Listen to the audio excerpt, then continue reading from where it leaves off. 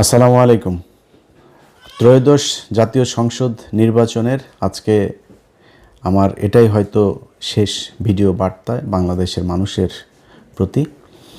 এই ভিডিওতে যে কথাগুলো বলবো এই কথাগুলো শোনার পরে যদি আপনার সিদ্ধান্ত নিতে ভুল হয় বা সিদ্ধান্ত নিতে আপনি এর পরেও সমস্যা হয়, তাহলে বুঝতে হবে এটা আপনার সমস্যা, আমার সমস্যা না। আমি খুব ঠান্ডা মাথায়, খুব সহনশীল এবং একদম কোনো পক্ষপাত তুষ্ট না হয়ে কিছু কথা বলবো। কথাগুলো বিএনপি, আওয়ামী লীগ, জামাত, হিন্দু, মুসলমান সবার কাছে অনুরোধ থাকলো শোনার।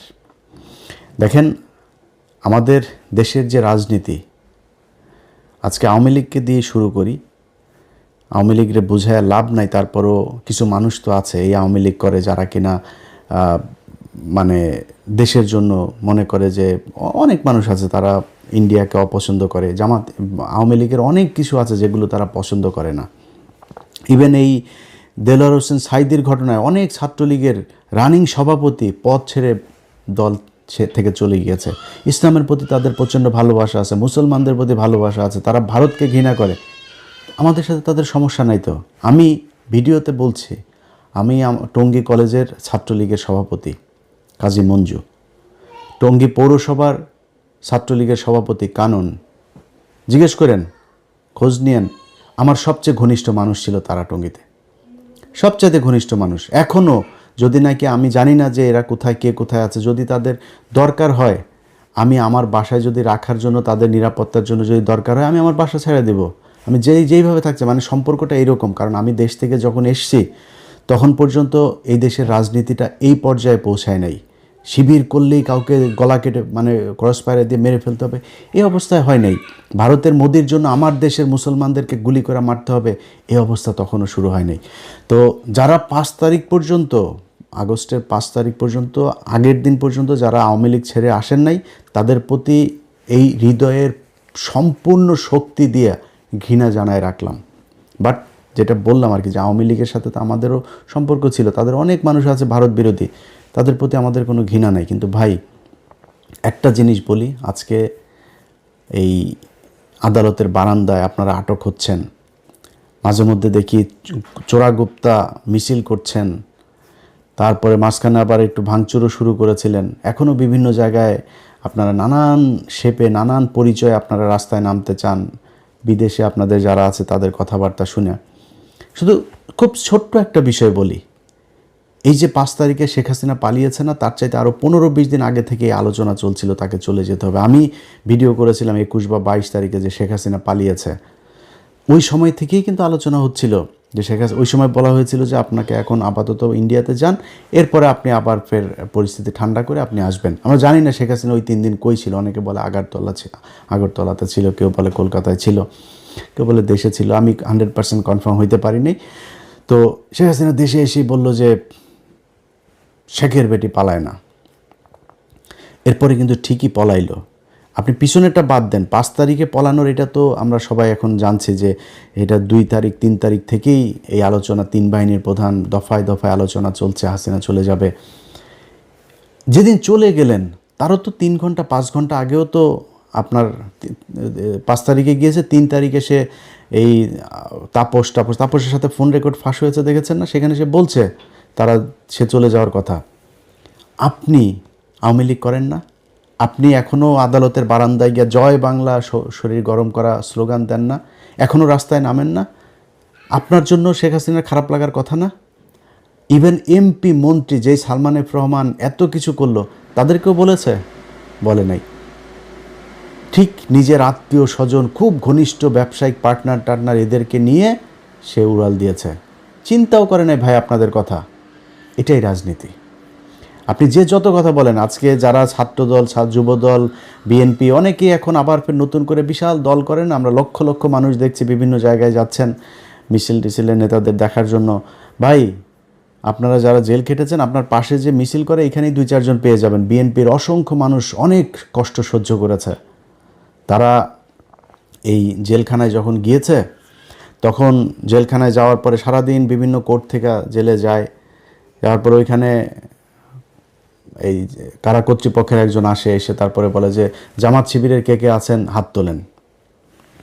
আমার এই বর্ণনা এক শিবিরের এক ছেলে দিচ্ছিল, পরে ভাই আমি মনে করছি কি আমাদের এবার নিয়ে বোধহয় মেরে টেরে ফেলবে, আমাদের আলাদা করছে কেন।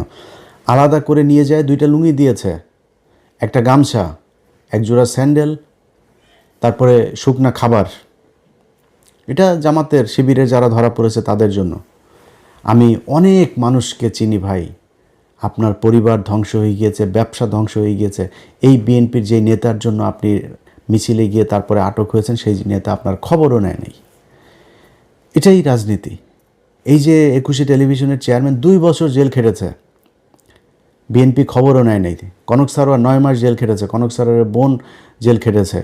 আমরা সেই একই ঘটনায় আমরা পালিয়েছি তারেক রহমানের বক্তব্য চালানোর জন্য। বিএনপি আমাদের খোঁজ নেয় নেই, টাকা পয়সা তো পরের কথা, খোঁজও নেয় নেই। আজকে ইলিয়াস হোসেন আজকে জায়গায় এখানে এসে বসলাম, অনেক মানুষ বলেছেন না আমাদেরকে বিএনপি টাকা দেয়, তারেক রহমান টাকা দেয়, বলেছেন না।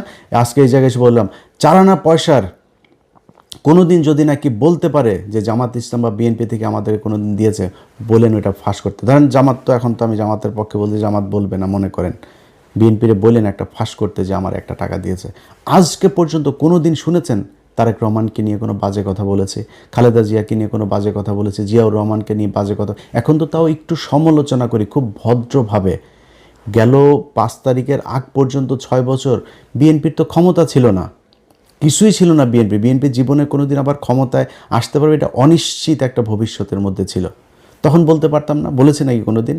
যারা বলেছে তারেক রহমানকে চেনেই না, লন্ডনে কি যেন একজন আছে এরকম বলেছে যারা, তাদের সাথে এখন তারেক রহমান ডেকে নিয়ে তারপরে জড়ায় ধরে কোলাকুলি করে, সেগুলো আমরা ফেসবুকে ছবিও দেখি। এটার নামই রাজনীতি।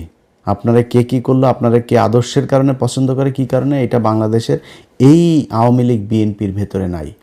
অনেক বিএনপির লোকজনকে চিনি, যারা এই দিন এক এমপিকে দেখছিলাম, তার প্রতিদ্বন্দ্বী জামাতের প্রার্থীর সাথে দেখা হয়েছে।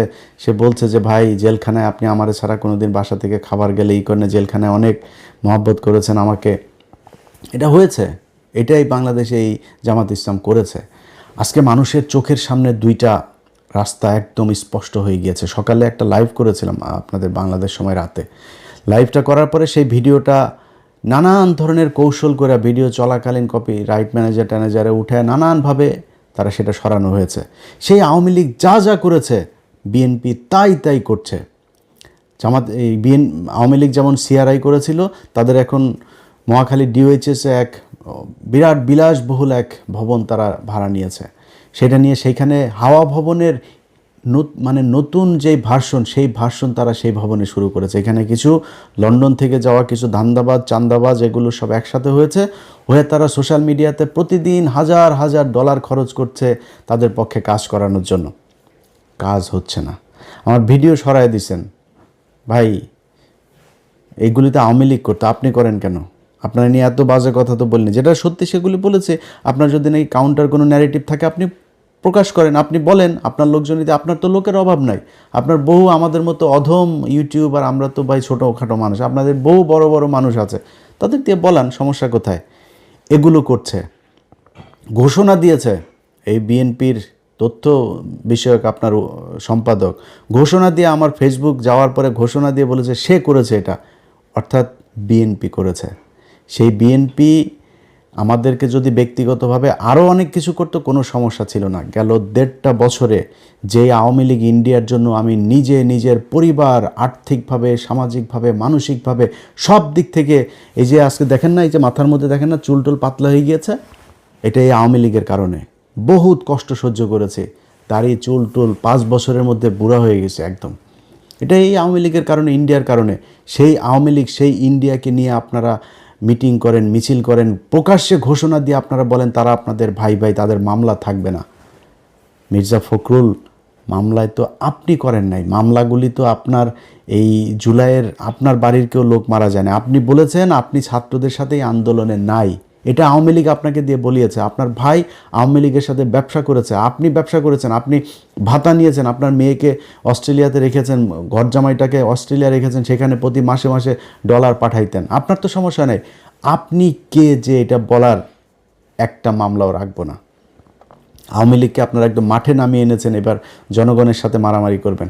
কালকে মারামারি করতে যায়েন, তারপরে বুঝবেন খেলাটা কাকে বলে।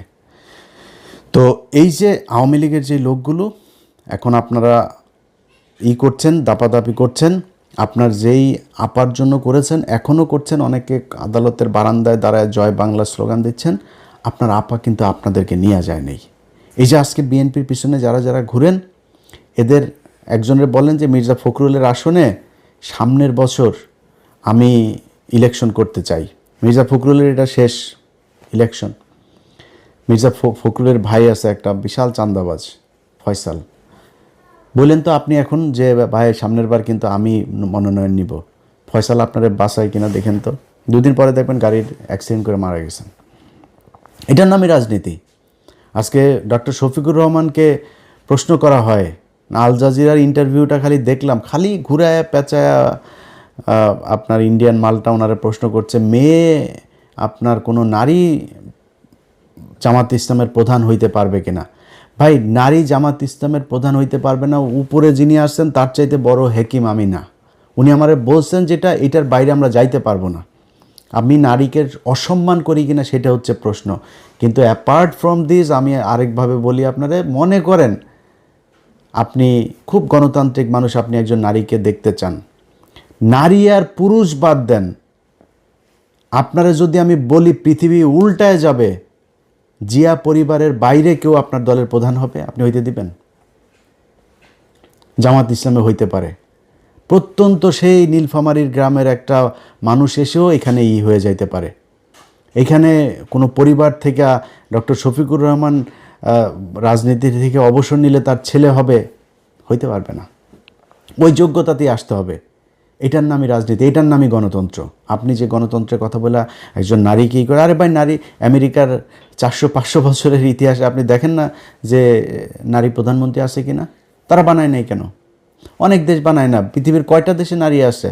একজন নারীর মানে সামাজিকভাবেই শারীরিকভাবেই তার অনেক বাধ্যবাধকতা আছে, তো সে যায় না ওই জায়গা পর্যন্ত। আপনি যদি এমন বলেন যে না আমারে দিতে হবে, আমি সমানাধিকার, ভাই সমানাধিকার নিলে সব জায়গায় নেন।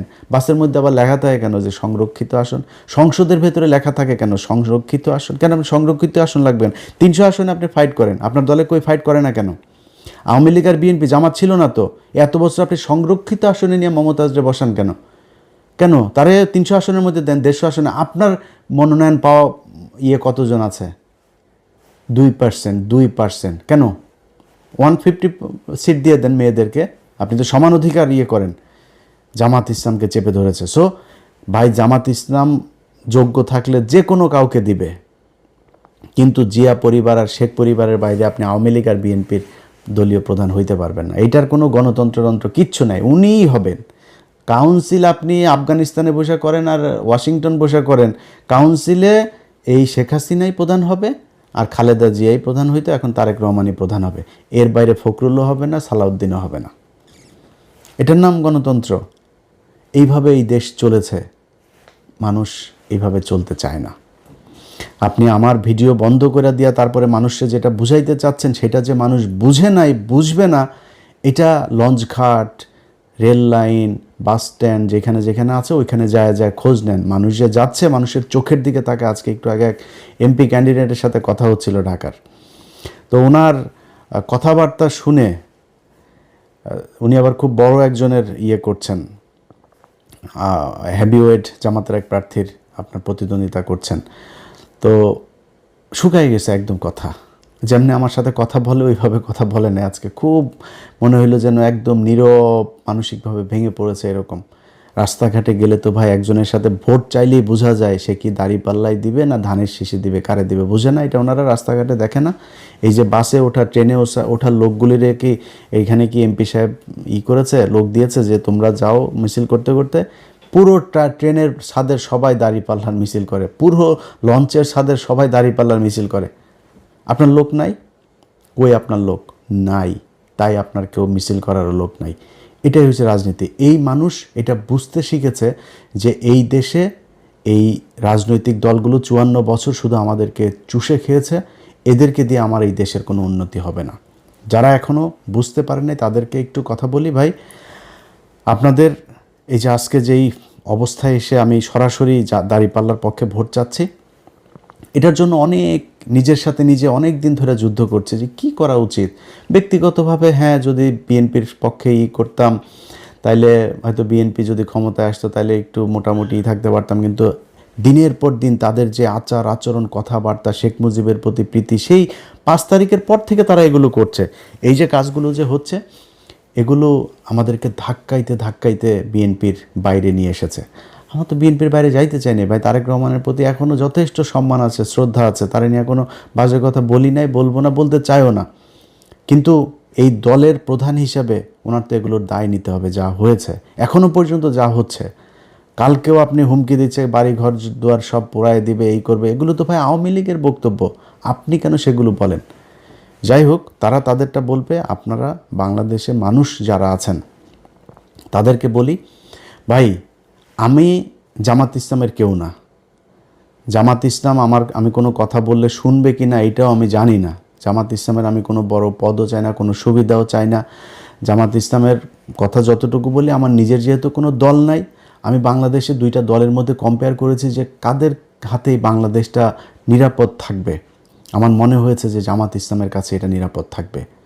তাদের এই গেল 1.5 বছরে অনেক টাকা ইনকাম করার সুযোগ ছিল। তাদের শুনেছেন কোনো দিন এই 1.5 বছর না, কোনো দিন শুনেছেন যে জামাত ইসলামের কোনো লোক বিদেশে টাকা পাচার করেছে? এই যে এতগুলো মানুষ তারা মারা গেল, কোনো দিন কেউ বিদেশে পালিয়ে গিয়েছে শুনেছেন? যাইতে হয়নি, তারা এইখান থেকে যায় না। এই ইমানের শক্তি তাদের আছে। আপনার এলাকায়, আপনি আপনার বাড়ির পাশে আপনি করেন ভাই, কালকে সারা রাত অন্তত কয়েক হাজার কোটি টাকার লেনদেন হয়েছে। এই টাকা পয়সা নিয়ে যদি মনে করেন আপনি যে টাকা দিয়েছে ইমান দেখাবেন, আরে ভাই আপনি তো 2 নাম্বারই করেছেন, টাকা নিয়েই 2 নাম্বারই করলে আরেকটু 2 নাম্বারই করেন। ওর এই কথাটা শুনে না, যে কথা দিয়েছেন এই কথাটা রাখেন না। দেশের জন্য, আপনার ভবিষ্যতের জন্য এই 500 আর 1000 টাকার জন্য নিজেরা বিক্রি করেন না। ভোটটা যেখানে আপনার প্রতিবেশী যে মানুষগুলো আছে, রাজনীতিবিদ যারা আছে 2টা দলের মধ্যে, তাদের চরিত্র দেখেন, তারা কে কীরকম, কী করতে চায়, কি হয়েছে 54 বছরে তারা কি করেছে, এগুলোর দিকে একটু হিসাব করেন, করলে উত্তর পেয়ে যাবেন আপনি ভোট কাকে দিবেন। আমি আমার জায়গা থেকে আপনারে শুধু এতটুকু এনশিওর করি ভাই, আগেই যেটা বললাম যে আমি জামাত ইসলামের কিছু না, জামাত ইসলামের লোক আমার কথা শুনবে কিনা আমি জানিও না, বাট একটু ঝুঁকি নিয়ে, একটু দাবি নিয়ে কিছু কথা বলি। আমি বিশ্বাস করি জামাতকে অন্তত এই কথাগুলো বললে শুনবে। আপনার যেই মানুষগুলি আজকে এই যে প্রবাসে থাকেন না, এই মানুষগুলির জন্য এই 54 বছরে এই দেশের রাজনীতিবিদরা কিচ্ছু করে নেই। আপনাদেরকে শুধু পাঠিয়েছে, গাধার মতো আপনারা খেটেছেন, আপনারা টাকা পাঠিয়েছেন, সেই ডলার আবার ওরা বাংলাদেশ থেকে বিদেশে পাঠিয়েছে। এইভাবেই চলেছে। আমার ডলার রিজার্ভ কেন 34,000 কোটি টাকা থাকবে ভাই? 34 বিলিয়ন ডলার কেন থাকবে? আমার প্রতি সপ্তাহে আসে এরকম 1 বিলিয়ন ডলার, মাসে এমন মাস আসে 2 বিলিয়ন 3 বিলিয়ন ডলার পর্যন্ত আমার রেমিটেন্স আসে। তাহলে আমার রিজার্ভ কেন হবে 34 বিলিয়ন ডলার? আমি এত রিজার্ভ, এত ডলার আমি দেশে পাঠাচ্ছি, সেই টাকা কোথায় যায়? এই টাকা আপনি কষ্ট করে পাঠান, আর এই রাজনীতিবিদরা আপনার এই দেশ থেকে করে। বিনিময়ে কি হয়? আপনি যখন যাবেন, যাওয়ার কথা শুনলে দালালের ধরার পরে পাসপোর্ট অফিসে গিয়ে আরেক দালালের পরে, এরপরে আপনি যখন যাবেন বিদেশে, ওইখানে গিয়ে আরেক দালালের হাতে পড়বেন। যাবেন হলো গিয়া মসজিদে কাজ করার ভিসা নিয়ে গিয়া, দেখবেন যে বাথরুম পরিষ্কার করা লাগে। এটাই এই বাংলাদেশে চলে এসেছে। আপনাদের কাছে গ্যারান্টি দিলাম, জামাত ইসলামী যদি ক্ষমতায় আসে, এই সিন্ডিকেট ভেঙে ফেলা হবে। আজকে সামনে রোজা, আপনি জানেন গভীর সমুদ্র বন্দরে আপনার এই যে জাহাজ এখনো ভেসে বেড়াচ্ছে, সেগুলো আপনার খালাস করে না, কৃত্রিমভাবে সেগুলোকে আটকে রাখা হয়েছে। মালের দাম বাড়বে, বাজারে সংকট তৈরি হবে, তারপরে সেগুলো নিয়ে আসবে। অল্প কয়টা প্রতিষ্ঠানের হাতে এই সুযোগ দিয়ে রাখা হয়েছে। ইউনূস সরকার আসার পরেও এই সিন্ডিকেট ভাঙে নাই। জামাত ইসলাম আসলে খেজুর আটকায় রাখে আর ছোলা আটকায় রাখে এটার দাম বাড়াবে, এটা হইতে দেওয়া যাবে না। গ্যারান্টি দিলাম আপনাদেরকে। আমি ইলিয়াস হোসেন আজকে যে কথাগুলো বলছি, আমি এই গত 1.5 বছরে এটা প্রমাণ করে এসেছি যে আমি এই নির্যাতিত মানুষ, অসহায় মানুষ যারা মাজলুম, তাদের পক্ষে কাজ করি। আজকে ওয়াকার একজন সেনাপ্রধান ভাই, আমি তার কাছে চুনোপুটি একটা, তার সাথে সে আমার একটা ফোন করা মানে আমার জন্য বিশাল ব্যাপার। বিশাল বড় জায়গায় আমি যাই বসতে পারি, বিশাল সুবিধা নিতে পারি ওয়াকারের সাথে সম্পর্ক ভালো রেখে। ভাই প্রপোজাল পেয়েও রাখি নাই, কি বলেছি যে আলেমদেরকে ছাড়তে হবে, ডিজিএফআই জেলখানায় যেই তাদের ক্লিয়ারেন্সের কথা বলে এদেরকে আটকে রাখে এটা করা যাবে না, বিডিআরের লোকজনরে ছাড়তে হবে। এটার জন্য তাদের সাথে আমার সম্পর্ক এসে ভাই আমার মতো একটা মানে খুবই মানে কি বলবো যে মানে দুর্বল একজন মানুষ, আমি তো পাওয়ারফুল না ভাই, আমার ফ্যামিলি ব্যাকগ্রাউন্ডে বিশাল পাওয়ারফুল কেউ নাই, আমার মতো একজন মানুষ, আমি তার এটাতে বিক্রি হই নাই, তার এখানে যায় আমি কিছু চাই নাই নিজের জন্য। জামাত ইসলামী যদি ক্ষমতায় আসে আপনাদেরকে কথা দিলাম নিজের জন্য কিছু করব না। এই দেশের যে প্রবাসীরা ভারত থেকে সৌদিতে যেতে যেই কয় টাকা লাগে বাংলাদেশ থেকে ওই কয় টাকা লাগতে হবে। একজন মানুষকে জামাত ইসলামকে সময় দিব 4.5 বছর, 5 বছরের মধ্যে 6 মাস আগে তাদেরকে হিসাব বুঝাই দিতে হবে যে একজন মানুষ যে কিনা এমপি থাকবে, মন্ত্রী থাকবে, সরকারি কোনো পদে থাকবে, সে বিদেশে ট্রিটমেন্ট দিতে যাইতে পারবে না। যদি ট্রিটমেন্ট নিতে যাইতে হয় তাহলে প্রত্যন্ত একটা গ্রামের অসহায় যার চিকিৎসা নেওয়ার 1 টাকাও নাই, আপনি যেই রোগের জন্য মনে করেন বাংলাদেশে চিকিৎসা নাই, সেই চিকিৎসায় যদি আপনাকে বিদেশ যাইতে হয় তাহলে এই রোগ তো আপনার একার হয় না, গ্রামের একটা প্রত্যন্ত গ্রামের মানুষেরও এই রোগ হয়, তাহলে তাকে আপনার নিয়ে যাইতে হবে বিদেশে, এটা সরকারি খরচে এই ট্রিটমেন্ট তাকে দিতে হবে। আমি আজ পর্যন্ত আপনাদেরকে আমি বললাম, শুনেছেন জামাত ইসলামের নেতা একজন বিদেশে সিঙ্গাপুরে ট্রিটমেন্টের জন্য গিয়েছে, জামাত ইসলামের নেতাদেরকে লাভ দিয়া যায় পাতলা পায়খানা হইল, যা থাইল্যান্ডে সিঙ্গাপুরে যায় ট্রিটমেন্ট নিতে হয়েছে। এই বিএনপি আওয়ামী লীগ এদের কিছু হইলেই বিদেশ, এয়ার অ্যাম্বুলেন্স যা কিছু আছে সব কিছু রেডি থাকে এদের জন্য, ট্রিটমেন্ট নিতে যায়। আমি আপনাদেরকে গ্যারান্টি দিলাম নিজের সর্বশক্তি দিয়া আপনাদের জন্য এই জিনিসগুলো আদায় করব ইনশাল্লাহ জামাত ইসলামের কাছে। যারা একটা সরকারি অফিসে যান, ভূমি রেজিস্ট্রি অফিসে যান, টাকা ছাড়া একটা কাগজ উল্টায় না, টেবিল থেকে ফাইল নড়ে না, এই পরিস্থিতি বাংলাদেশে থাকবে না। এটা আপনাদেরকে স্বপ্ন দেখাচ্ছি না, এটা জামাত ইসলাম করবে, কারণ এই এই এই এই এই কাজ তারা এর আগে 2 জন মন্ত্রী ছিল তারা সেটা করেছে। তাদের প্রতিষ্ঠানগুলো দেখেন, ইবনে সিনা বলেন, ইসলামী ব্যাংক বলেন, 2 দিনের জন্য খালি আওয়ামী লীগের হাতে গিয়েছিল ইসলামী ব্যাংক, তছনছ হয়ে গিয়েছে। এত বছর ধরে এটা সাউথ এশিয়ার মধ্যে সবচাইতে বেশি আপনার পাওয়ারফুল একটা ব্যাংক ছিল এই ইসলামী ব্যাংক, অথচ তাদের থেকে ম্যানেজমেন্ট হাতছাড়া হওয়ার পর আবার ফের আগের চেহারা, আবার এখন এসছে, আবার এটা উপরে উঠছে। এটাই জামাতে ইসলামী। সো এই দলটার কাছে যদি নাকি এই দেশের ক্ষমতা যায়, আপনাদেরকে এইটুকু বলতে পারি যে কতটুকু ভালো হবে সারা দেশ চালাইতে গেলে আমি জানি না, কিন্তু এর ধারে কাছেও কোনো দেশ নাই জামাত ইসলাম যতটি স্বচ্ছতা, ন্যায়, ন্যায্যতা, বৈষম্যহীনভাবে দেশ পরিচালনা করবে, এর আশেপাশেও কেউ নাই। এই বিবেকের তাড়না থেকে বিএনপির একেবারে বিরুদ্ধে যেয়ে এবারে নির্বাচনে দাঁড়িপাল্লার ভোট চেয়েছে। আপনার নিজের প্রয়োজনে, আপনার দেশের প্রতি যে দায়িত্ববোধ, ভালোবাসা, আপনার নিজের পাওয়ার জন্য, আপনি যেই বাজারে দোকান আছে আপনাকে চাঁদা দিতে হয় না, আপনি রাস্তায় একটা বাস চলে আপনাকে চাঁদা দিতে হয় না, একটা লেগুনা চালান, টেম্পো চালান, সিএনজি চালান, চাঁদা দিতে হয় না, ফুটপাতে একটা দোকান আছে, দিন শেষে 300-500 টাকা ইটি করে তারপরে সারাদিন ধুলা বালু এগুলোতে দাঁড়ায় থেকে করেন, সেইখান থেকেও 100 টাকা দিয়ে দিতে হয়। এই মানুষগুলোকে দিতে হবে না। আমি গ্যারান্টি দিলাম আপনাদেরকে, পৃথিবী বাংলাদেশ 5 বছরের জন্যই না, আরও হাজার হাজার বছরের এই পৃথিবী। আপনারা বেঁচে থাকবেন, আল্লাহ যদি বাঁচায় রাখে, আমরা হয়তো আরও 2-4-10 বছর যদি বেঁচে থাকি তাহলে দেখব এই 5 বছর জামাত ইসলামীকে দিয়ে দেখেন যে এই দেশের চরিত্র পাল্টায় কিনা, এই দেশে আপনার যে অধিকার, যে নাগরিক অধিকার, সেই অধিকার আপনি পান কিনা। যারা নির্বাচনে দায়িত্ব পালন করছেন তাদের ভেতরে অনেক, বিশেষ করে ওসিদের ভেতরে, ইন্সপেক্টর, পুলিশের ঊর্ধ্বতন অনেক অফিসার আছে, সৎ মানুষ, অনেক অফিসার। বিশেষ করে আমার এই দিন একজন, আমি গত একটা প্রোগ্রামে বলেছিলাম যে পুলিশ মানেই ঘুষখোর, এটা বলার পরে আমার এক এসপি ফোন করেছিল, বলে যে ভাই আপনি আজকে যে কথাগুলো বলেছেন চমৎকার কথা বলেছেন, শুধু একটা কথা ভাই খুব আপত্তিকর, যে পুলিশ মানেই ঘুষখোর। তা বললাম তাহলে কি, পুলিশ কি? বলছে ভাই আপনি কি জানেন যে পুলিশের কত পুলিশ সদস্য যে অনেস্ট? তা বললাম ভাই কোথায় অনেস্ট? প্রতিটা থানার মধ্যে এসআই, কনস্টেবল, ওসি সবই তো ভাই ঘুষ খায়। আমার যদি এটারে ক্যাটাগরিক্যালি আপনি বলতে বলেন 99.9% তারা ঘুষ খায়। কয় ভাই এটাই তো পুলিশ না, পুলিশের হেডকোয়ার্টারে পুলিশ, পুলিশের এসবিতে পুলিশ, আর্ম পুলিশে পুলিশ, সিআইডিতে পুলিশ, এরা তো ভাই ঘুষ খায় না সবাই। এখন কথা হইলো যে আমি যাদেরকে মাঠে পাই, আমি তো থানার পুলিশকেই মাঠে পাই, আমার পাসপোর্ট আনতে যাই তাকে আমি মাঠে পাই। এই মানুষগুলো যখন ঘুষ খায় তখন আমার কাছে মনে হয় সবাই ঘুষ খায়। তো আজকে একটু নমনীয়ভাবে বলি, মনে করেন পুলিশ ঘুষ খাইতে চায় না, ভাই অনেক পুলিশ, ডিসি, এসপি, আমলা অনেকে খুব আতঙ্কে আছে। জামাত ইসলাম যদি ক্ষমতায় আসে তাইলে তাদের পিঠের চামড়া থাকবে না। পিঠের চামড়া থাকবে না কেমন, পিটাবে না, তাদের ঘুষ টুস এই ধান্দাবাজি করার আর সুযোগ থাকবে না। এখন এই কারণে তারা চায় না যে জামাত ইসলাম ক্ষমতায় আসুক।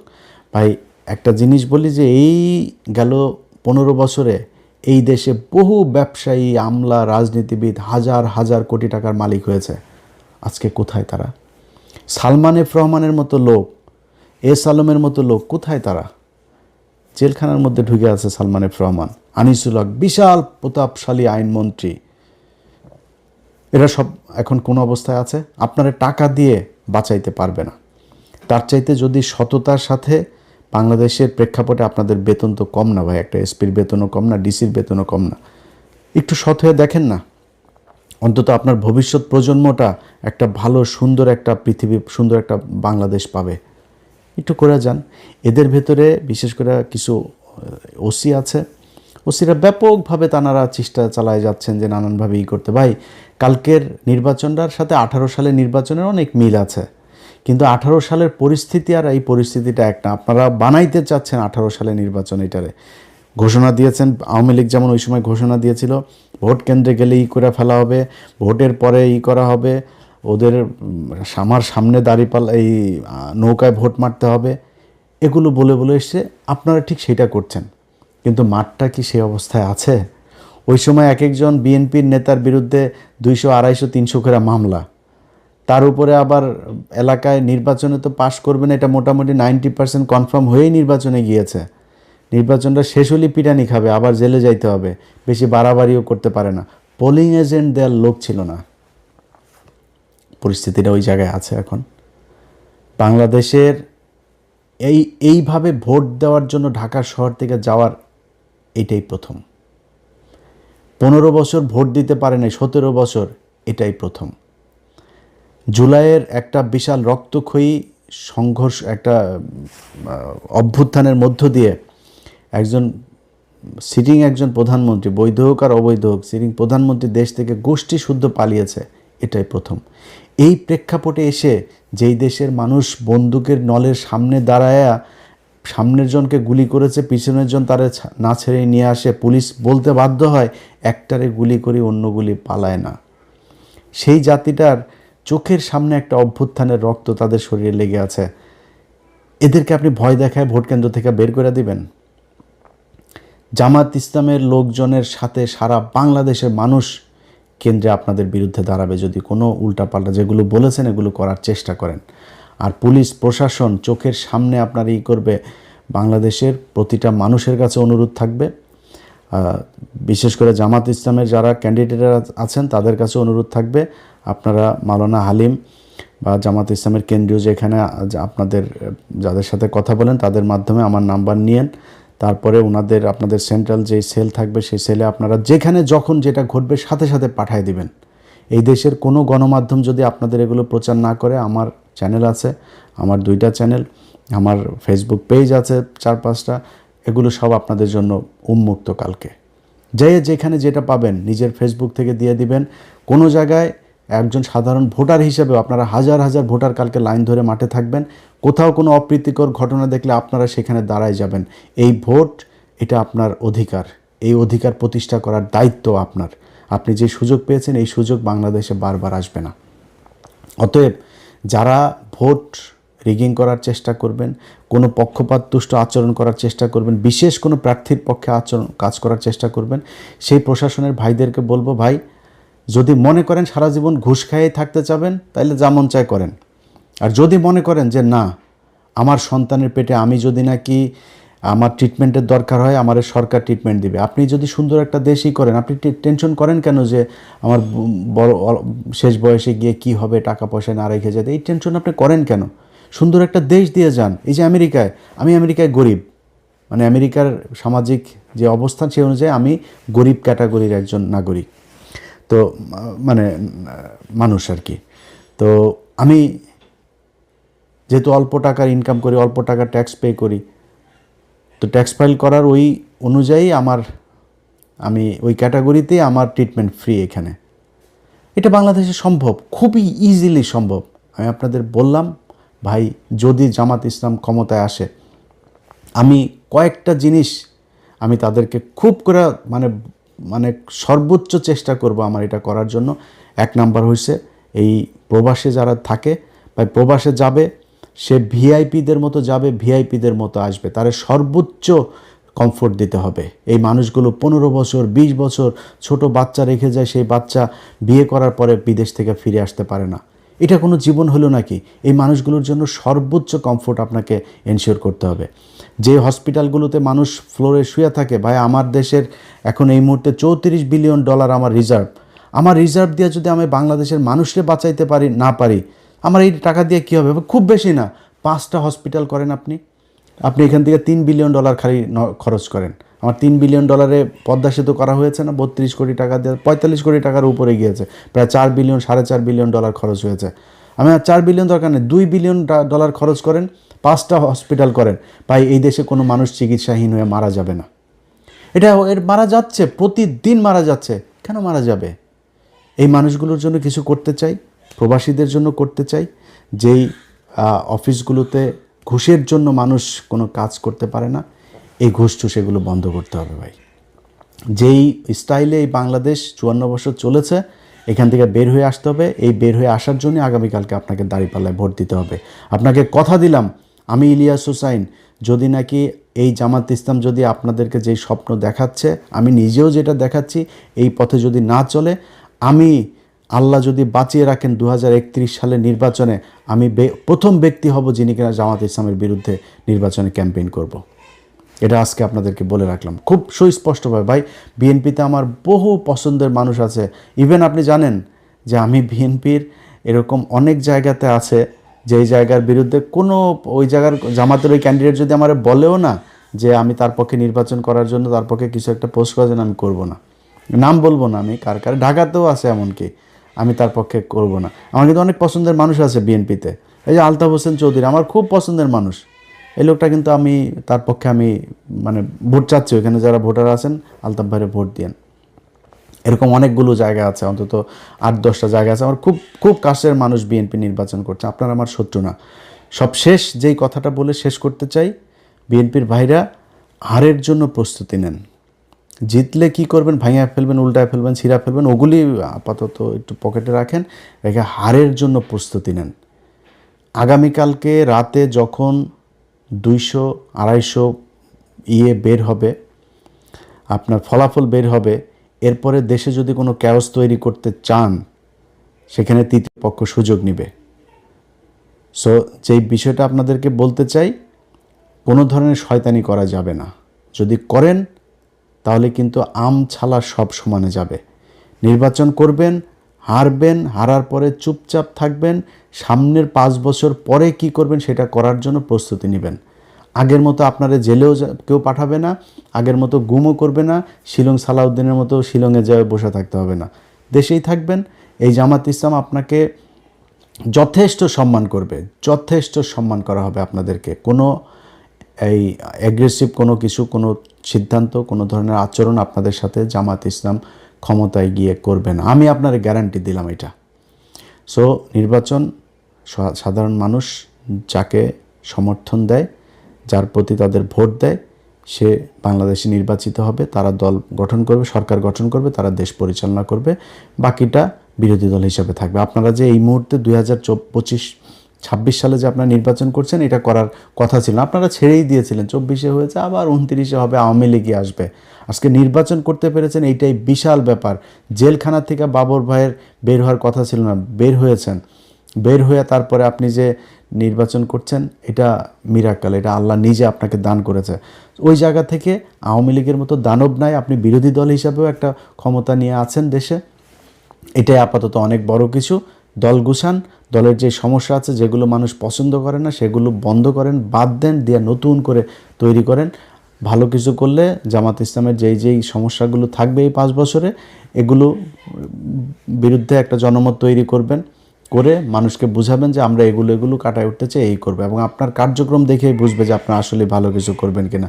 টাকা পয়সা নিয়ে, মনোনয়ন দিয়া, টাকা পয়সা নিয়ে ধান্দাবাজি করে তারপরে দল গঠন করে চোর বাটপার ঋণ খেলাপিরে দিবেন, তারপরে চাঁদাবাজদের বহিষ্কার হওয়া লোকজনরে আবার ফের দলে ফিরায় না তার মনোনয়ন দিবেন, এইভাবে তো ভাই মানুষ আপনারা পছন্দ করবে না। সো দল করতে হইলে জামাত ইসলাম অনেক খারাপ, জামাত ইসলামের কোনো বহুত সমস্যা, যা মনে চায় আপনি মনে করেন। জামাত ইসলাম নিজের টাকায় রাজনীতি করে, মানুষের দোকান থেকে টাকা তুলে চাঁদাবাজি করে রাজনীতি করে না। আপনারা সেই ব্যবস্থা করতে হবে। আপনার দলের মানুষ টাকা দিয়ে রাজনীতি করবে, যেদিন দলের মানুষ দলের টাকা দিয়ে রাজনীতি করবে সেই দিন আপনার ঘরের সামনে এই বালুর ট্রাক বসায় রেখে আসতে পারবে না, ওইটারে উল্টায় ফেলবে। কারণ ওর দল করে ওর নিজের টাকা দিয়ে, নিজের খরচ দিয়ে। এক একজন রোকন নিজের প্রতি মাসের বেতনের 5% দিয়ে দেয়। 1 লাখ টাকা যে বেতন পায় সে 5,000 টাকা দলকে দিয়ে দিতেই হবে, বাধ্যতামূলক। সে দল থেকে কোনো কিছু নেয় না। এটা হচ্ছে তাদের রাজনীতি। সেই ধরনের একটা দলের সাথে আপনি কম্পিটিশন করবেন, আপনার তো এরকম কোনো কিছু জিনিস তো আপনাকে উদ্ভাবন করতে হবে, করে তারপরে নতুন করে আপনাকে দল গুছাইতে হবে। বাংলাদেশের মানুষ যা চায় সেটা বুঝাইয়া সেটা বাংলাদেশের মানুষের সামনে উপস্থাপন করবেন। মানুষ যদি মনে করে ক্ষমতায় আসবেন, এর তো কোনো স্বৈরাচার নাই, এখানে বিশাল আকারের কোনো কিছু নাই। যা বলা হচ্ছে আগে থেকেই যে যদি সুষ্ঠু এবং কি যেন বলে এই হইলে আমরা নির্বাচন মানব। আগের থেকে হারলে কি বলবে এটার মোটামুটি একটা দিয়ে দিল যে হেরেই তারপরে বলবে যে নির্বাচন সুষ্ঠু হয়নি, এ নেই। ওইটা বলেন। এই দেশে কোনো দিন বিরোধী দলে গিয়ে কেউ নির্বাচন মানে নাই, কারচুপি ছাড়া বলেও না। আপনারা ওইটাই বলেন, সমস্যা নাই, কিন্তু বেশি বাড়াবাড়ি করা যাবে না। যদি বাড়াবাড়ি করেন, আওয়ামী লীগ আছে, ডিজিএফের একটা গ্রুপ আছে, তারা কিন্তু ঝামেলা বাঁধাবে। এটা আজকে বলে রাখলাম। চুপচাপ থেকে সুন্দরভাবে একটা মানে সুষ্ঠু পরিবেশে নির্বাচন হবে। নির্বাচন শেষে দল গঠন করে সরকার গঠন করবে, যে কোনো একটা দল, তারা করবে। আবারও সবশেষ আপনাদের কাছে আপনার নিজের বিবেকের কাছে প্রশ্ন রেখে গেলাম। 2টা দল নির্বাচনে এবার প্রতিদ্বন্দ্বিতা করছে। যেই দলটারে আপনার মনে হয়, আপনার বাড়ির পাশের যেই মানুষটা দেখে 2 জনকে এক জায়গায় দাঁড় করাবেন, করায় চিন্তা করবেন কোন মানুষটাকে আপনার ভোট দেওয়া উচিত, তাকেই দিয়েন। আমার কথা শোনার দরকার নাই। আল্লাহ হাফেজ।